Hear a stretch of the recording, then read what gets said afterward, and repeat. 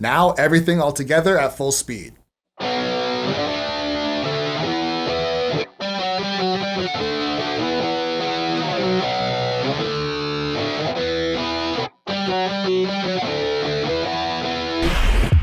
So for the brand new players to the series, last session we covered how to play power chords on the low E string and the A string, and also how to palm mute for chugs and playing metal. And in this session, we're going to continue to move forward and learn how to play our very first riff. And we're not going to spend too much time explaining what the theory of a riff really is, but for those of you that don't know, just really quickly, it's simply a pattern of notes that repeats and gives you some sort of melody or basis for a song. An example of an iconic riff is something like this.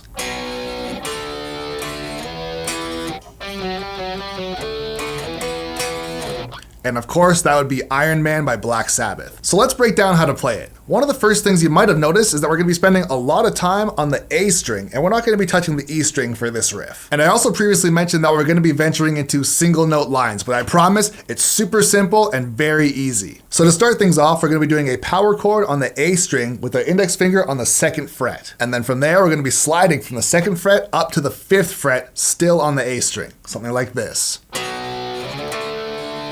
Pretty simple so far. And when we're playing this riff, we want to start with a downstroke, slide, and then downstroke again. That's gonna be our pattern or our rhythm for the beginning. So you notice we kind of have like this little slidey jump thing that we're doing between the chords, and that also is gonna follow along with the vocals of the song as well too. So the second half of that riff that I just played is essentially the same pattern again, but we're starting on the 5th fret, downstroke, slide up to the 7th fret, and then downstroke again.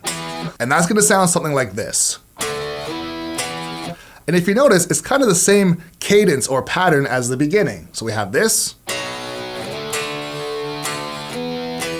Very, very similar. And then from the power chord on the 7th fret A string, we're going to move our hand down to the 5th fret D string with our middle finger. And this is where the single note line comes into play. And I promise it's super easy. It's only 2 notes, and we're going to be using our middle finger on the 5th fret and our index finger on the 4th fret. And so we can play this with all downstrokes, something like this.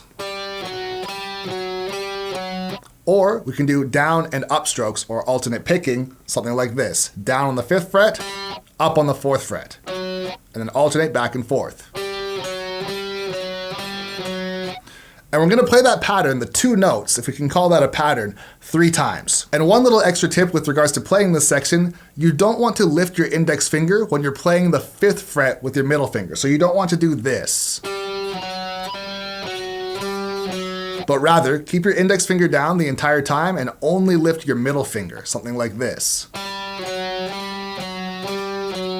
It's just going to clean up your play and make it a lot simpler, and also, believe it or not, you'll be able to play it a lot faster than if you lift your index finger every single time. Now in the context of the riff, it should look something like this.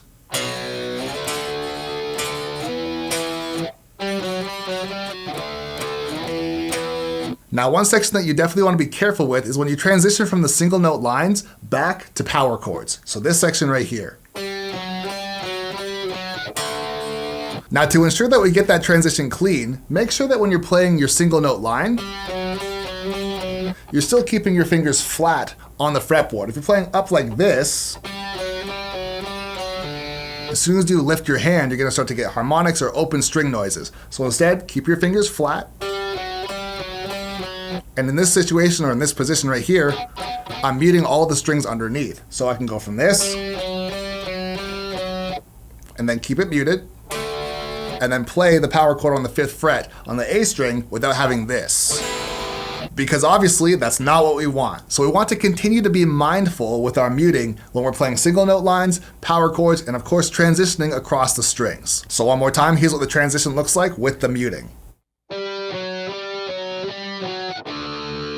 That's what we're looking for. Now everything all together at full speed.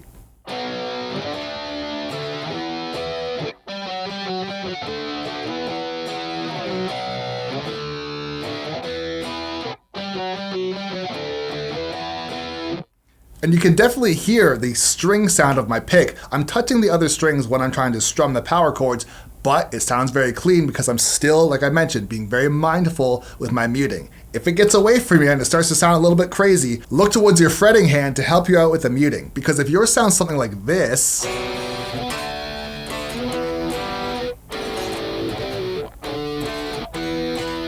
then in that situation there, you're lifting up your index finger and all those strings are ringing through. Now when it comes to practicing this, we want to start off by getting each of the sections down very slowly and then try to put them all together and play it all in succession. Once you've internalized the pattern and you can get it under your fingers, then you can go to a metronome and try to play it in time. And I know a lot of people do not like playing to the metronome, but it's a lot more fun when we're playing the music that we actually like. And I recommend trying to practice this by setting your metronome to 50 BPM. If you go any slower, it starts to get really slow. And believe it or not, that can actually be harder to play. And once you feel comfortable at 50, you can try jumping up to 55 or possibly 60. And if you feel like you've really got it locked in, the song at full speed is 78 BPM. If you want to jump all the way to there, then absolutely go for it. So congratulations, at this point, you've now completed your very first riff. Did you know that of all the people that ever pick up a guitar, 90% of them will quit in their first year? And honestly, that's a really sad statistic. And I'm pretty sure it's not because any of them wanted to quit, but rather somewhere along the way, what was once fun became frustrating. And I know this to be true because I was one of those people. In my very first year of playing,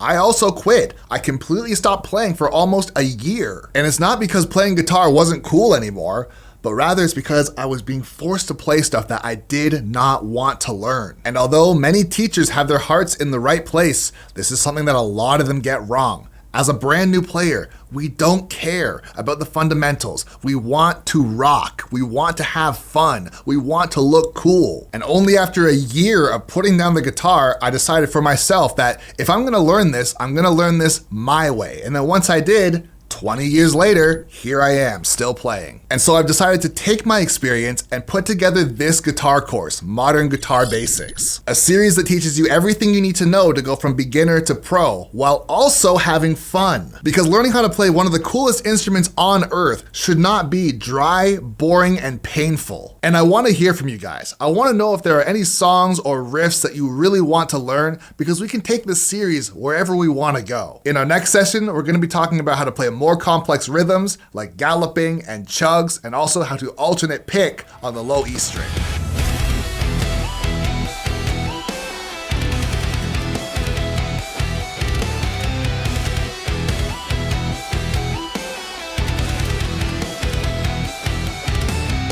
And if that sounds good, then be sure to subscribe to the channel because I'm dropping videos in this series multiple times a week. And if you're feeling like you kind of struggled through this lesson and you're looking for some more help, I highly recommend checking out this video right here.